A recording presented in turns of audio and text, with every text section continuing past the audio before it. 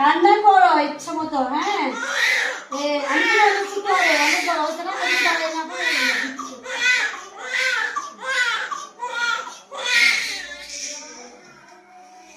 Madam আছে, madam ভাত উঠবো, ভাত উঠবো ইচ্ছা করে কান্না করে। দেখছো রান্না করেছে কখন না, এত বড় বাচ্চা এত কষ্ট হয় না। মা এখন মনে হয় 14 বছরের হয়েছে না।